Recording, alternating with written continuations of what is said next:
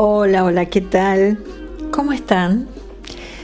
21 de marzo de 2017, martes, día de inicio del otoño argentino.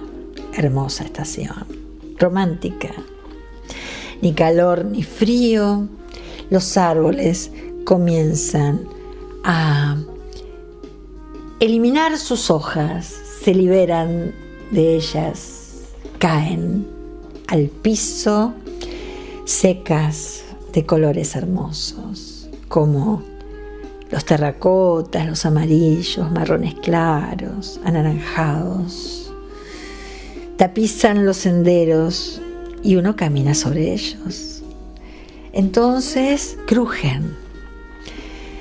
Y esto permite en esa caminata, me imagino, a una argentina o argentino, hipotético, cualquiera, vos, yo u otro.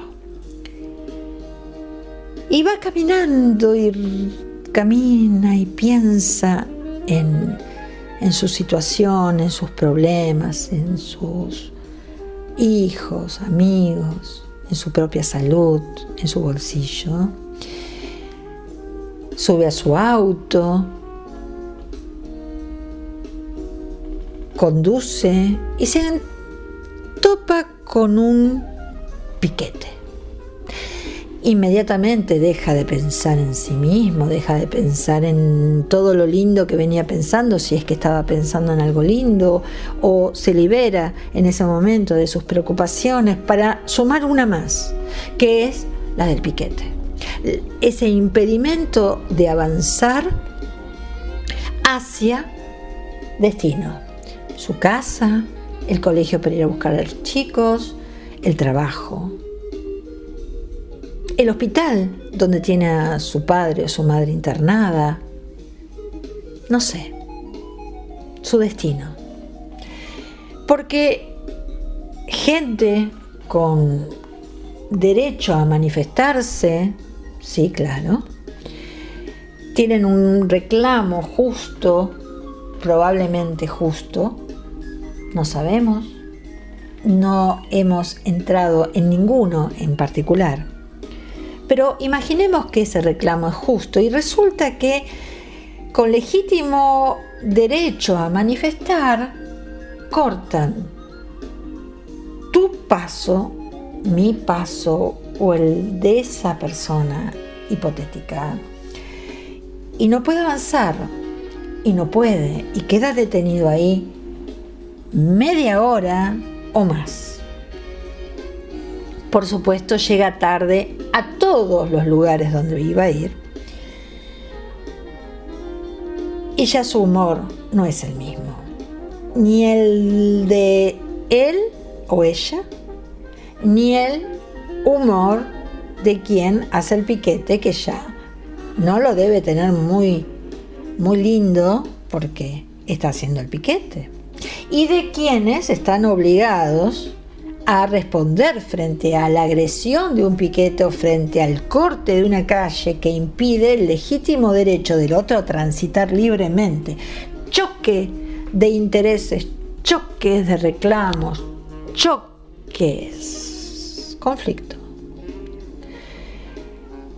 Finalmente se libera del conflicto del piquete, llega a destino, se encuentra con que quizás ya llegó tarde el horario de visita de su padre que estaba enfermo.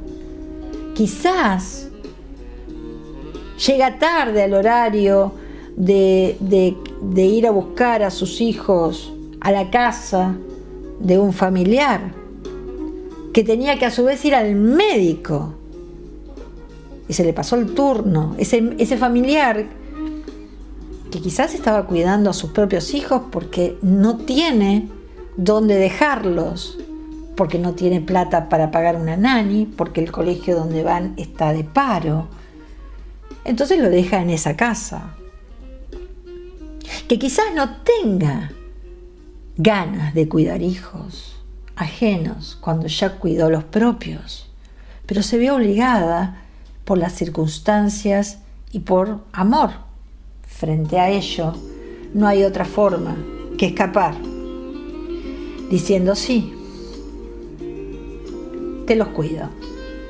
¿Cuántos días? Y no sé, porque el paro es indeterminado en tiempo.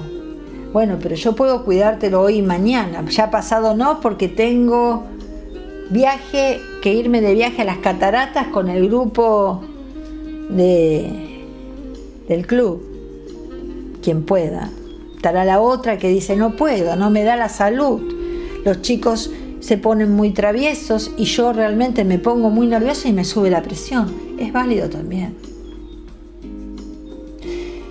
Y es otro conflicto de esa persona que nada tenía que ver con nada, solamente estaba trabajando para poder pagarle los estudios a sus hijos. Cuando hablo de estudios, hablo de lo que gasten en material de estudio, porque en sí en la escuela es gratis. Quien va a una escuela pública, pero si esa persona, cansado de paros o cansado de una educación que no quieren para sus hijos, intentan ir a una escuela privada, donde sí pueden encontrar quizás una seguridad, una contención que les permita llegar a cubrir la cantidad de clases establecidas por ley durante el año, aparte necesarias para un chico. Pero ahí no termina. Busca a los chicos del colegio, hipotético caso, va a su casa y encuentra que quien fue a colegio privado tiene tareas. Y resulta que los chicos, cansados de haber estado en el colegio, que después los fue a buscar la madre, o por el contrario, no habiendo tenido clase, la madre se encuentra preocupada. Entonces dice, bueno, vamos a repasar las tablas a los chicos que van a primaria. Doy un ejemplo. Vamos a repasar un poquito de gramática, a ver, sujeto, objeto, objeto directo, objeto indirecto, ¿recuerdan? A ver, ¿cómo era esto? ¿Quién era quién? A ver, empecemos a recordar. A ver, la célula, núcleo. Y ahí es donde esa persona que ya cumplió con su tarea de trabajo tiene que hacer el trabajo de una maestra que no hizo porque estaba de paro o la que hizo porque va a un colegio privado, pero resulta que el chico no la agarró. La culpa, por supuesto, siempre del colegio va hacia el chico. Es el chico. El chico es el que no la agarró. Pero resulta que, hablando la madre preocupada con otras madres, encuentra que su hijo y otros chicos también se sienten fastidiados, quizás porque o no comprendieron los ejercicios, no fueron bien explicados o no fueron explicados. Por decir un ejemplo general. También lo hace leer, resulta que, a ver, decime de qué se trata lo que acabas de leer, no lo comprendió. Es un problema, que llega hasta la universidad ese problema.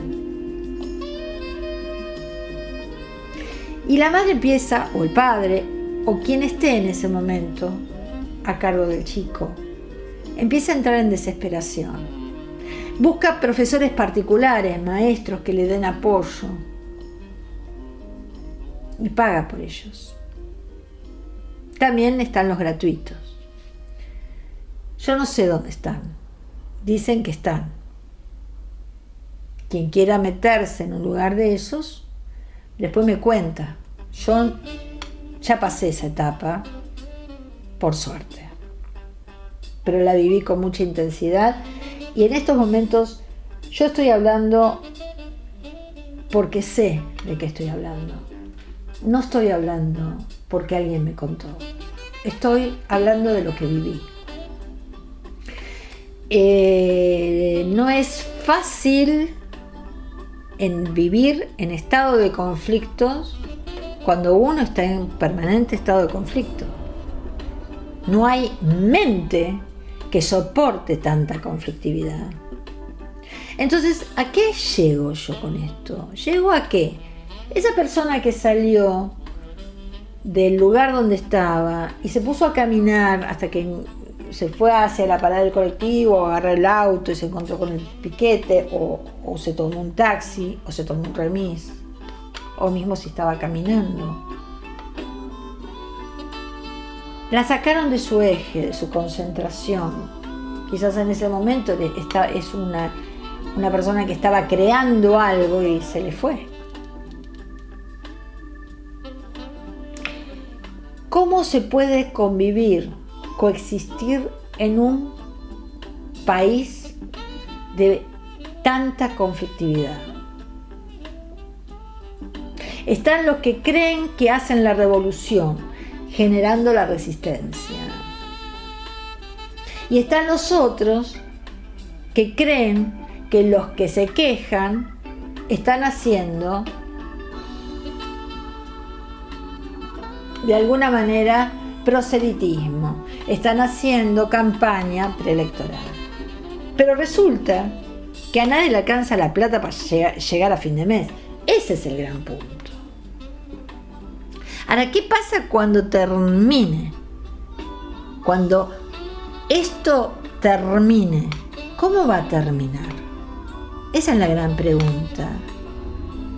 Porque está la otra, la cuestión del orgullo y del ego. A ver, yo no aflojo porque el otro no va a aflojar. Yo no voy a aflojar como gobierno para quedar en descubierto que no tengo poder. Y está el gremio que quiere demostrarle a sus representados, entre comillas, que tiene más poder que... Entonces, que no van a aflojar hasta que no consigan lo que quieren. Y ahí estamos, en el punto de conflicto. Ya no lo estoy hablando como... Ahora estoy hablando como mediadora. El conflicto de multipartes necesita de un conciliador o un... Cuando hablamos de derecho laboral, hablamos de conciliador laboral. ¿Qué pasa cuando no se quieren sentar las partes? Porque dicen que unos no se quieren sentar a dialogar, otros ofrecieron y no lo quisieron aceptar, no aumentan la cifra. Ahora, si aumentan la cifra, se termina el conflicto. ¿Y qué pasa cuando le den ese monto y salgan los médicos por lo mismo? Y salgan después los profesionales de diferentes sectores a pedir lo mismo y a reclamar a esos niveles de conflictividad. Sería el gobierno el que tendría que ofrecer todos esos reclamos y satisfacerlos para no continuar en el estado de conflicto. Pero va a terminar que cuando se resuelva ese último sector que esté reclamando y se le dé y se le conceda eso, el primero que reclamó ya le quedó desactualizado el salario y empieza otra vez el conflicto ese. Y volvemos al punto de inicio. Y volvamos ahora, ya que volvimos al punto de inicio, retomemos la vida de ese personaje imaginario que ahora está en el trabajo. Y resulta que está tratando de concentrarse en su actividad y empieza la racionalización y empieza a temblar su estabilidad laboral, porque ya se empieza a enterar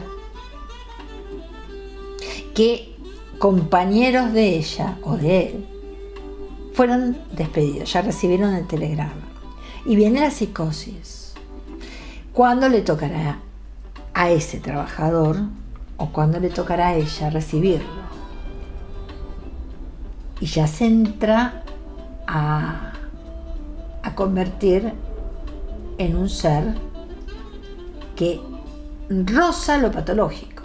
Nadie puede sobrevivir frente a la situación de que en cualquier momento te quedás sin trabajo, sabiendo que sos sostén de familia y sabiendo que no es fácil conseguir trabajo porque no hay trabajo. Y no nació para ladrón, ni nació para vender droga, ni nació para la prostitución, ni nació para proxenetar. Es una excelente persona y encima eficaz. Imaginémonos que es un profesional o una profesional con su título habilitante, que podría trabajar en otro lado, pero resulta que como él hay muchos, hay miles. ¿Cómo se puede sentir esa persona? Muy mal. Pero resulta que con mucha habilidad el empleador, ¿qué hace? Empieza a lanzar el rumor de que el que se va por retiro voluntario, una posibilidad que da la ley de contrato de trabajo, recibiría 60% de la indemnización. Entonces la piensan todos. Y si yo me voy, recibo ese dinero y puedo pagar lo que me resta del crédito y después seguramente algo voy a conseguir, o con ese dinero voy y me pongo un kiosco, me compro un taxi, me compro un remis. Y hay quienes se acogen a ese retiro voluntario. Después viene una segunda etapa, quizás en este hipotético caso, en que reciben un mayor porcentaje, porque la idea es estimular, y van aumentando y pasan del 60 al 65, del 65 al 70 y llegan ahí, y ahí termina, porque para el 100 está la otra vía, pero resulta que de la otra vía también descuentan, ¿no? Honorarios, tasas, pero y el sufrimiento, porque probar la relación laboral no es fácil.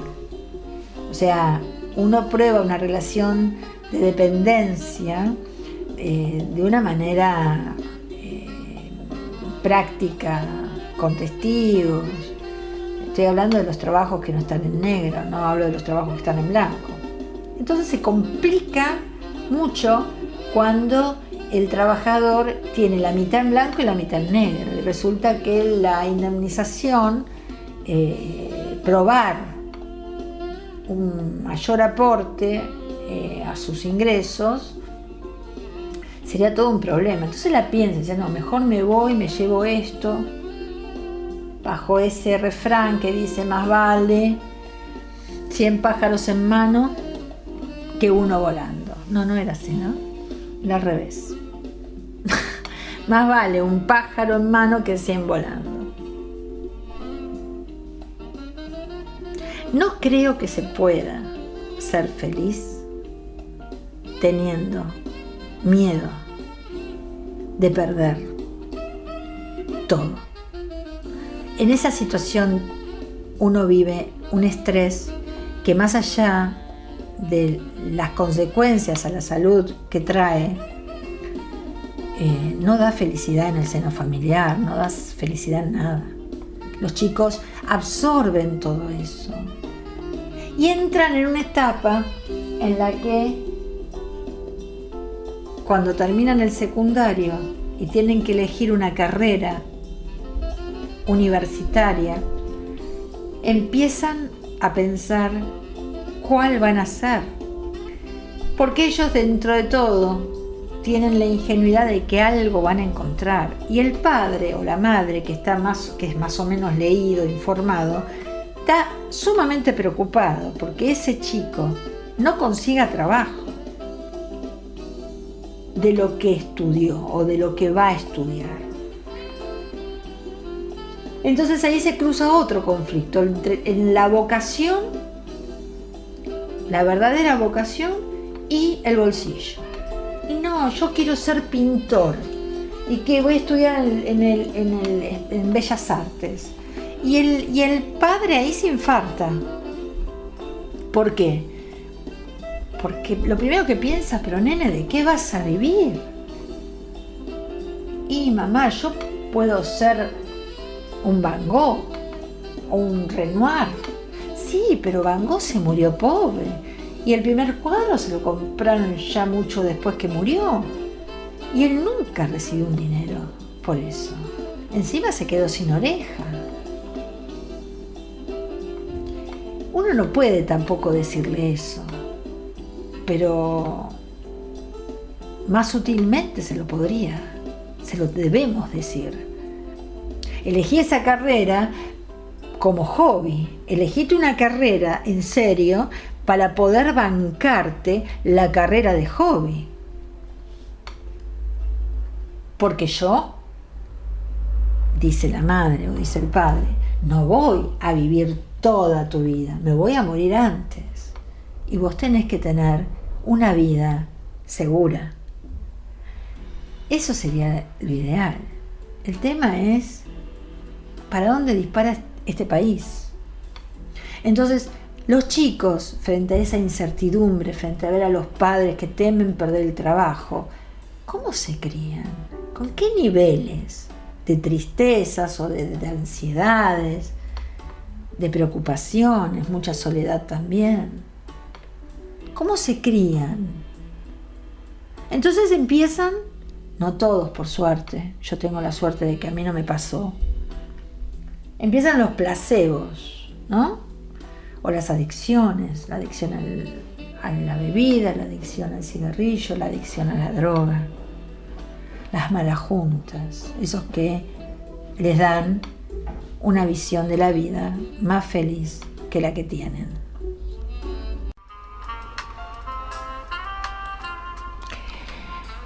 Poemas insomnes después de un día de furia. Hay veces en que tu sombra se integra a tu ser y pasas a ser un todo con tu sombra. ¿Cómo te ven de afuera?, te preguntas, cuando la lucidez se asoma y entonces decides lo que quieres ser. Si sigues en la noche, solo serás tu sombra. No vamos a esperar tempestades si hemos sembrado calma, ni recogeremos piedras detrás de los cristales rotos. No nos pertenecen. Esos aires de furia no nos pertenecen. Esa ira no nos pertenece. Somos ajenos a todo descontrol. Esa torpeza y ese menosprecio no nos afecta. Estamos lejos de todo aquello que nos hiera. Una corteza de humanidad nos cubre. No somos bestias. Todo transcurre entre el instante en que asombrados abrimos la boca e incorporamos ese asombro a nuestro cerebro. Todo depende de cómo lo archivamos en la retina y en la memoria, cómo lo procesamos. Si solo ponemos la etiqueta y vencido el asombro, nada se transforma. Si no somos capaces de hilvanar el hilo conductor de lo que aquello significa. Si el asombro ante lo inesperado solo se vuelve indiferencia, o si ese trecho recorrido hace la diferencia. Vacilantes, las palabras no encuentran su lugar, los ojos atrás de la mirada tiemblan, un sudor helado nos recorre ante su presencia, luego llega la calma cuando con la mirada podemos recorrerla. Solo transcurrimos un eterno presente, siempre es ahora, el pasado no será jamás modificado, el futuro solo lo imaginamos, pero el pasado abona este presente que soy y que mañana será el pasado y que el futuro solo será el presente que nos surge. Son las 4 de la mañana, he cruzado con los ojos abiertos la hora en que se despiertan los demonios. He cruzado los puentes del insomnio sin preguntarme la razón que me desvela, sin imágenes que me perturben. Pero el sueño no llega a los insomnes. El sueño nos ha sido negado para tortura de nuestros cerebros, zombies del día. Somos entre la gente. Publicado por Cecilia Maldani en Poemas Insomnes. de la página Todo pasa, esto también pasará.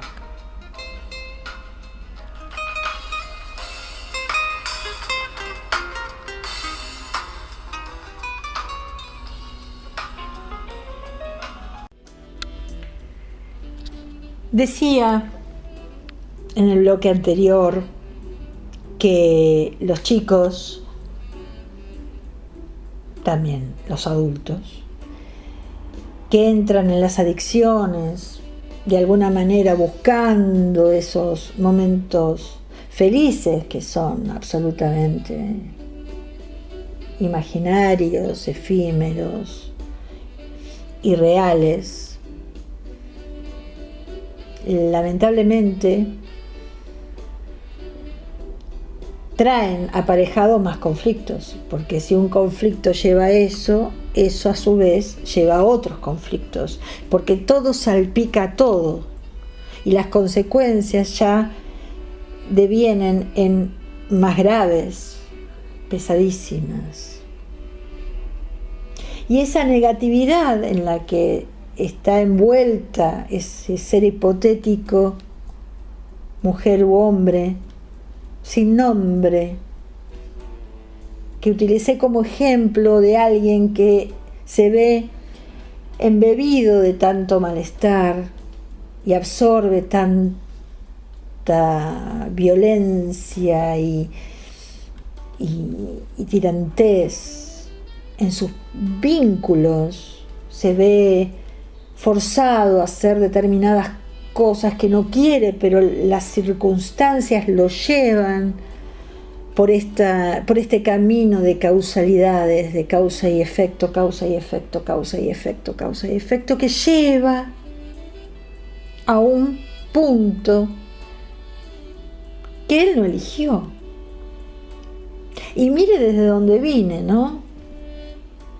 Es una suma de conflictos, un piquete,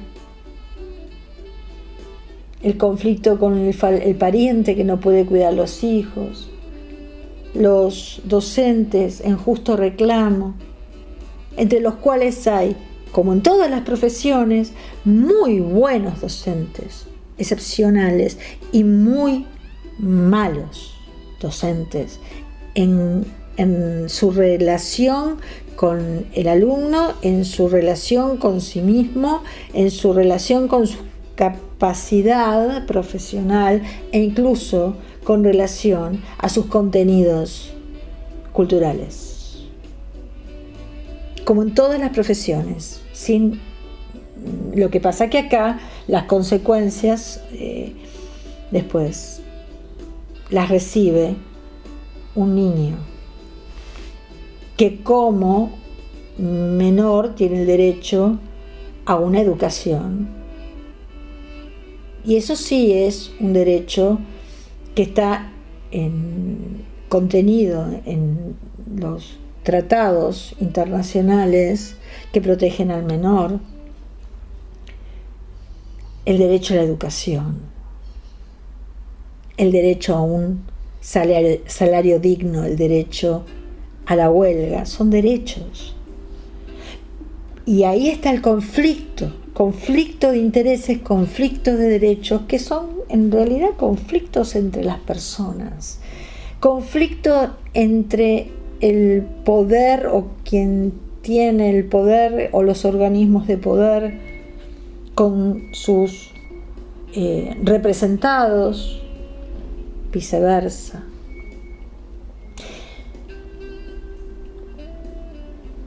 Llegamos al punto en el que esa persona termina siendo despedida. Imaginémonos que la situación se complica de tal manera que empieza esto que se le llama flexibilización laboral.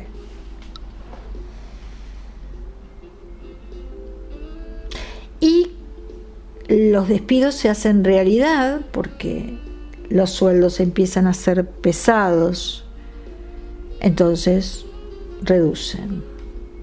El poder de la máquina, de la computadora, absorbe la mano de obra humana y donde se necesitaban 10 trabajadores, una computadora lo resuelve, un empleado para operarla, otro operario para reemplazarlo y un tercero para arreglar la computadora cuando se descomponga. Entonces, de 10 operarios o 10 trabajadores quedan 3. Esos 7 que se fueron junto con este ser imaginario, hipotético, que perdió su trabajo finalmente porque no optó, no se acogió a un retiro voluntario, porque quizás a mí no me toca, al final le tocó, le llegó el despido, le llegó el telegrama. Y entonces llama a un abogado. ¿Por qué? Porque resulta que tenía pagos en negro, pagos en blanco. Entonces, bueno, la indemnización, el monto indemnizatorio tiene que ser ajustado a lo que verdaderamente percibía. Entonces lo somete a juicio. Esto significa que no recibió un peso, se quedó sin trabajo con un telegrama en la mano y la promesa de un abogado de seguir trabajando para lograr su justa indemnización. Artículo 245 de la Ley de Contrato de Trabajo. Aparte, podrá cambiar también el nuevo Código Civil y Comercial.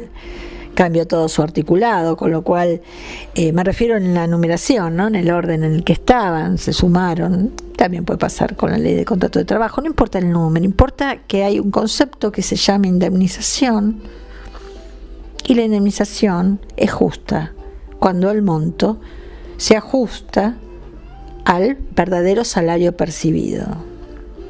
Continuamos.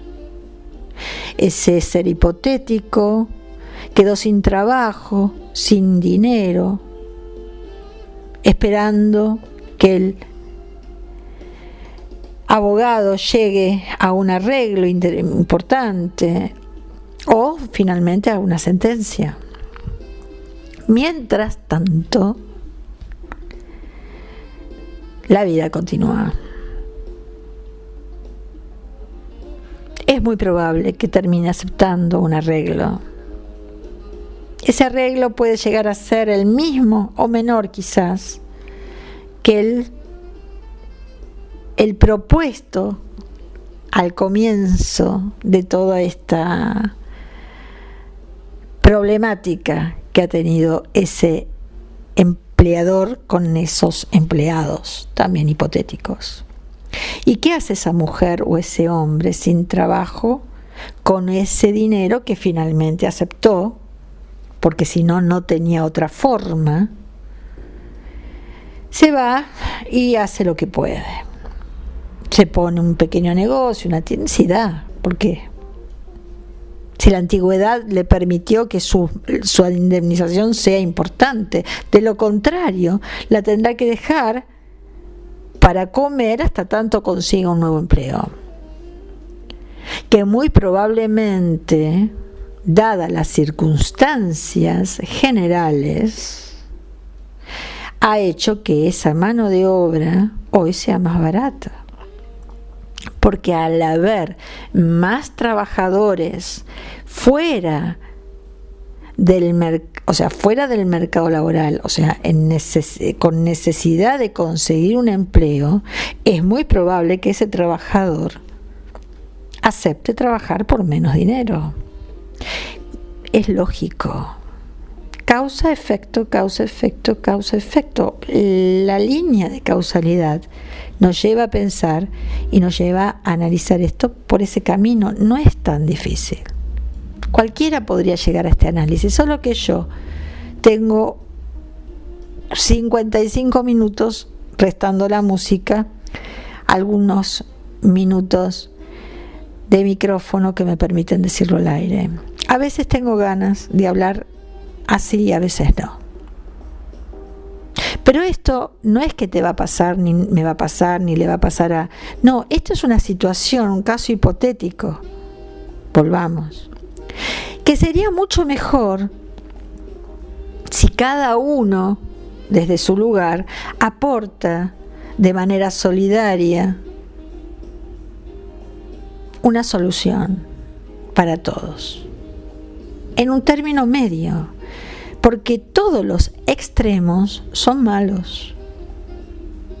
Cuando uno tira mucho de la soga, se corta, se puede cortar. Y cuando se corta, todas esas personas que venían tirando para el otro lado caen. La gran duda, ¿habrá encontrado nuestro ser hipotético nuevo trabajo para poder mantener? No, resultó que ese ser hipotético, de tanta rabia, de tanto problema, terminó divorciándose de su pareja porque estaba minada de conflictividad propio del mal humor que generó tanto problema externo. Seguramente no había mucho amor, por eso se divorciaron o se separaron. A veces el divorcio es un mal negocio para un matrimonio o para una de las dos partes. A veces puede ser el mejor. En este caso, independientemente de cómo rompieron ese vínculo de matrimonio o de convivencia, esa mujer o ese hombre quedó con la mitad del ingreso.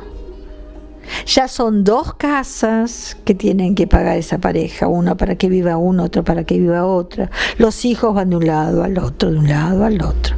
Día de visita y como no le da los alimentos, resulta que le niega la visita, problema. Entonces viene el punto de la violencia. Y ya a veces no es solo la violencia real, a veces está la falsa violencia, ¿no?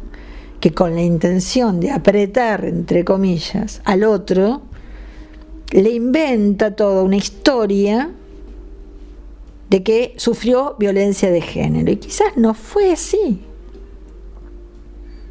pero es una forma de apretarlo. Entonces de la rabia le declaran la exclusión, o sea, no se, la perimetral, no se puede acercar. Más conflictividad, más violencia. Dentro de la familia, fuera de la familia, en la sociedad, dentro en los piquetes, así no se puede vivir. No se puede vivir. Entonces, más allá de lo bien o mal que se puede estar como país, hay toda una cuestión que tiene que ver con las individualidades. No creo que se pueda ser feliz, palabra desgraciada, si las hay, al menos dichosa podríamos decir, o estar en una situación de alegría, en estado de alegría, sabiendo que hay gente que no tiene para comer, no tiene para poner un alimento sobre su mesa, o no le alcanza lo suficiente, porque subsidios hay algunos, se mantiene el subsidio. El tema es los despedidos del Estado, yo de eso sé.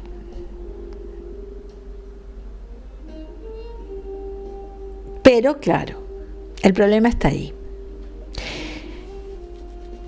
La paz social, la paz individual, la paz como objetivo de todo ser humano. No hay mayor riqueza que vivir en paz. Pero nunca puede haber paz cuando hay personas que están queriendo tener una vida, un pasar digno, y que tienen voz y tienen la fuerza suficiente para ponerlo en banderas de protesta. Muchas veces con legítimo o con buenas intenciones o respondiendo a ideales, y otras veces respondiendo a intereses personales de de campaña electoral. Ahora, más allá de todo, en esta vida, en este país y en este planeta, pero especialmente en este país, que alguien pueda sentir desesperadas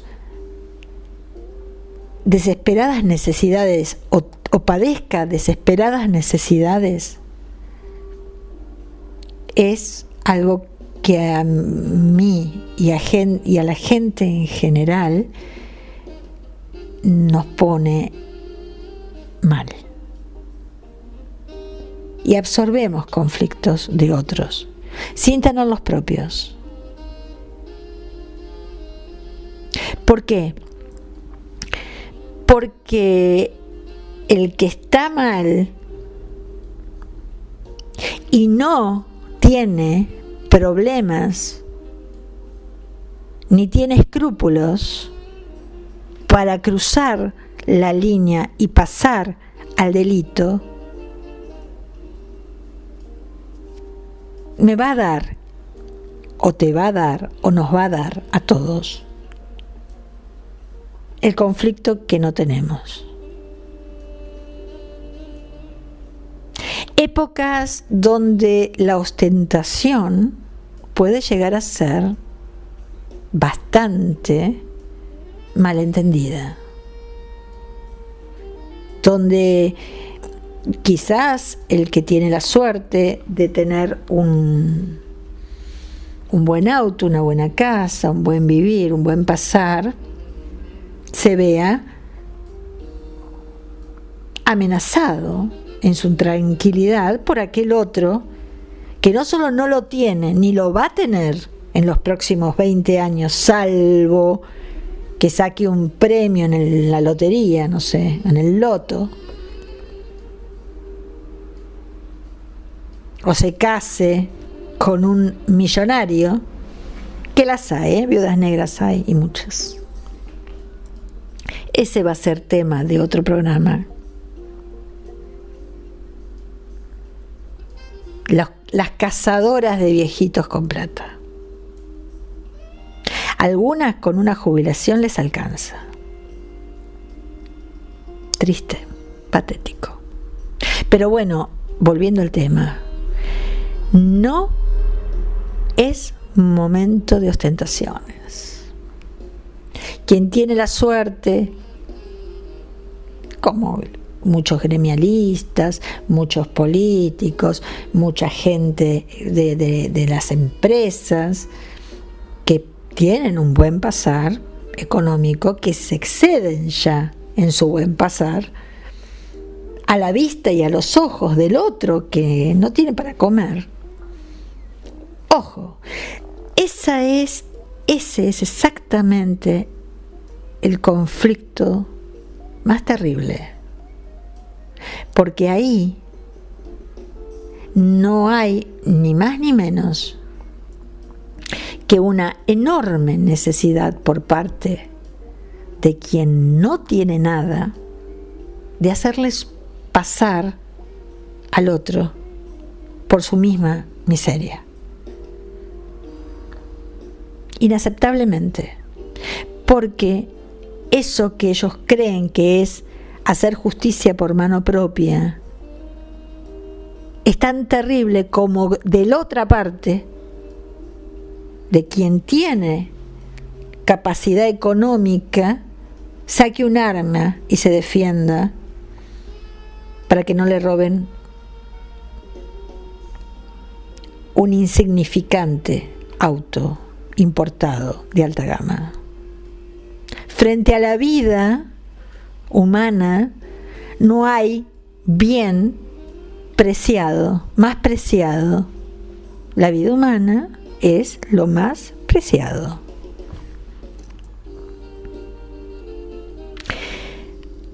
Ahí está el punto. Cuando el conflicto se excede, cuando se alarga en el tiempo y cuando la cadena causal se hace tan larga, y todo comienza de menos a más. La escalada del conflicto es una gran amenaza, y lo único que resta es que las partes se sientan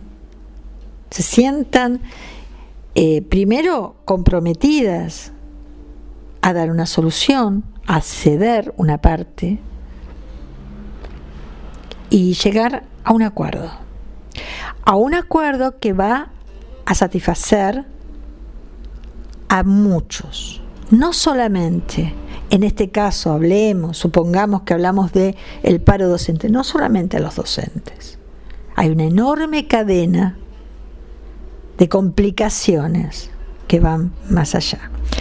Y la que más le temo, donde no está comprometida la vida, por supuesto, ni los sentimientos,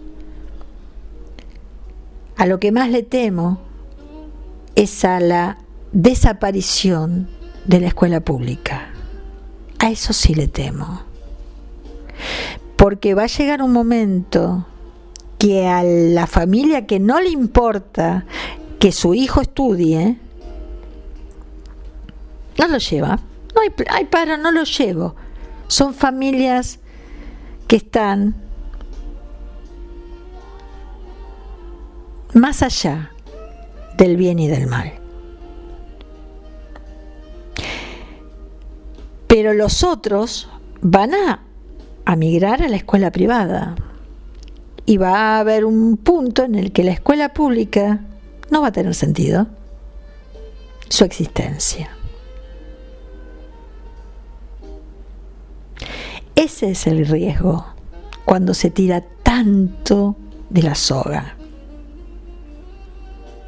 Sentarse a dialogar, ceder una parte cada uno, un buen conciliador o un grupo de conciliadores, y adelante.